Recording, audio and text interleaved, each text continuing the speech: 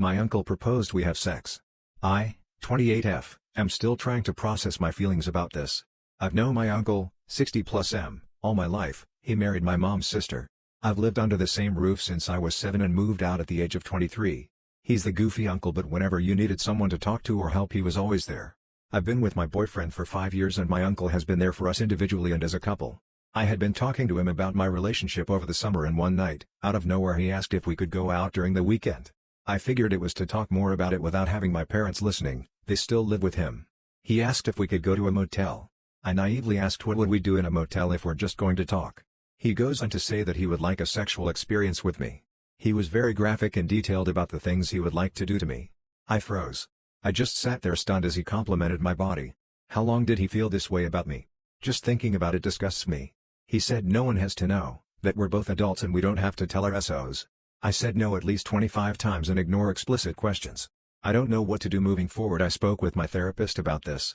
If I were to tell anyone he's got sucker reputation that I wouldn't be believed. My family is the type to sweep everything under the rug. It could backfire and kick my parents and sibling out and they'd have nowhere to go. I've tried to get over it, but every time I have Thursday dinner with my family I dread having to see his face. If I stop going then obviously shows something is up. I never truly understood what is attractive to women until I had sex with guys.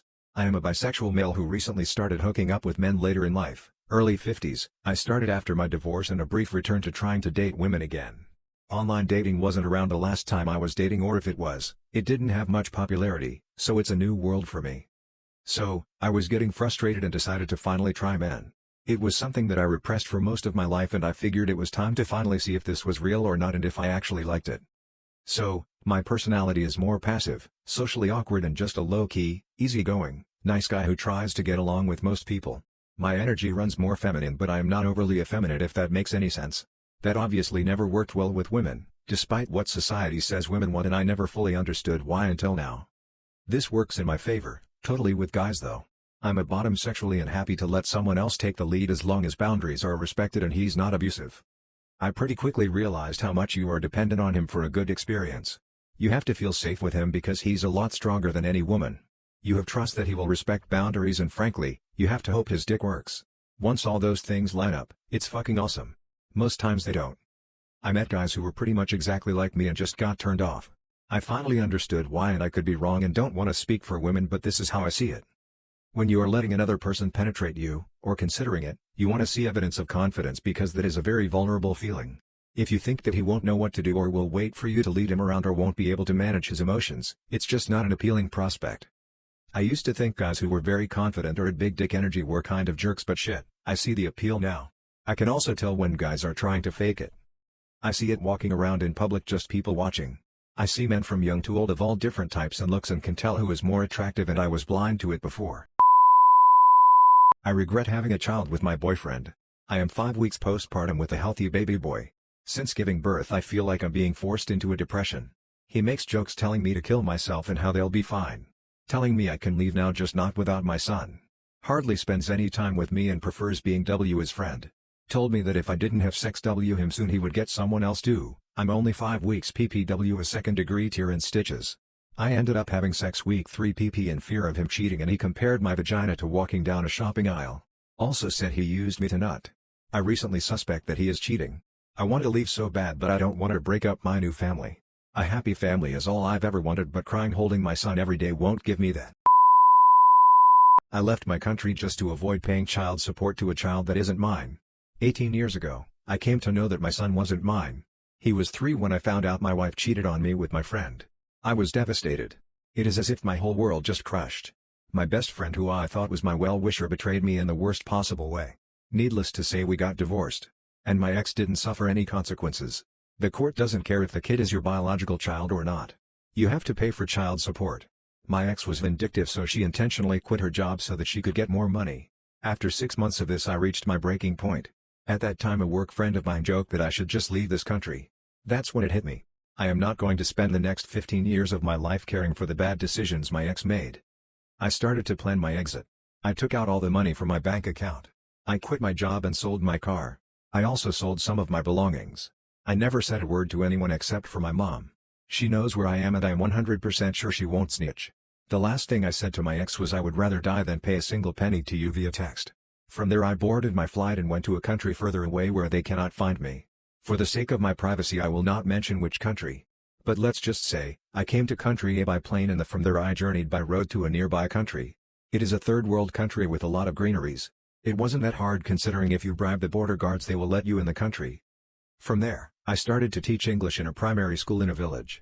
I was mostly traveling every 6 months because staying one place at that time could be dangerous. I changed my name and also all my documents. There were some official documents that I couldn't because they ask for your passport number. I still work as a teacher but on the side, I have a small side business. I am married to the most amazing and kindest woman I have ever met and together we have 2 daughters. Now aside from my mom, my wife also knows about my past life and she has been really supportive of me. The people in this country has accepted me as their own. They always come forward to help us. This country might be behind in many things but I do not have any lacking. I do not live a lavish life here but I can get whatever I want if I spend money. Literally there is a guy for everything. I do miss my home country, my mom, my brother and my friends. I miss the life I used to have but I know I cannot go back right now. I do not have social media. I just have one Facebook where I do not post anything rather than stalk my friends and family to keep up what they are doing. I do sometimes visit my ex's and ex-son's profile. That kid is doing well and studying in med school. I am happy for him and also proud of him too. I don't know if my ex is still married or single. But every so often she would mention how I walked out of her life. How hard it was for her to raise her son. To them, I am just a ghost. Maybe some people just accepted that I committed suicide. But I am happy with my life now. I know people will call me selfish. That how can I do this to a child? He is innocent. I don't care. I am not willing to pay money for a kid that isn't mine and I was deceived into playing the role of his father. I do not blame him at all. I blame his mom. Also I do not encourage people to follow my path. But I will advise guys to take a paternity test before signing any birth certificate. I wish paternity fraud cases were taken seriously. I told my sister she will never be a real woman. A few years ago, me and my husband were able to finally conceive a child after trying for a long time. That happiness was cut short after I miscarried. I remember crying and being in a bad space for a while before I got back to myself, thanks to everyone's support. A year later, I got pregnant again and this time, I took extra steps to be as careful as possible, but I miscarried again. I was in disbelief but like before, my family and husband helped me through it, especially my sister who had been my absolute pillar at that time. It was at my 3rd miscarriage that I eventually stopped trying to get pregnant and consulted a doctor, who assured me there was no underlying condition and it was simply ill luck. At this point I was done trying to get pregnant and opted for surrogacy instead, which gave me my beautiful daughter. What really horrified me is that after explaining to my family about my choice for surrogacy, I went past the patio where my sister, our friends and some in-laws were joking about me not being to carry children to full term. I couldn't believe it when I heard my sister say I'll never be a real woman. I went to my room without confronting them and broke down crying, thinking how she could be so cruel but I kept all this to myself and pretended I never heard her say this. Why is this suddenly relevant? Well, my sister and her husband have also been trying to conceive a child, only for her, she couldn't get pregnant at all. The doctor told her she was basically infertile due to an ovulation disorder and that seemingly broke her. I went back home to join the family in comforting her. Yesterday, I offered to take her on a drive and we ate out. On our way back, she asked for advice on how I dealt with this and I did give her some tips on how I came to terms with myself. Our conversation then ended when I told her that I guess we're both never going to be real women and that she shouldn't be ashamed of being barren. She looked shook and dumbfounded. The whole way back home was quiet and awkward. She hasn't been out of her room much and her husband said she has gotten worse ever since yesterday. I can't help but feel I shouldn't have said that but at the same time, I feel like it was the perfect moment to say it without actually confronting her, letting her know that I knew what she really thought of me.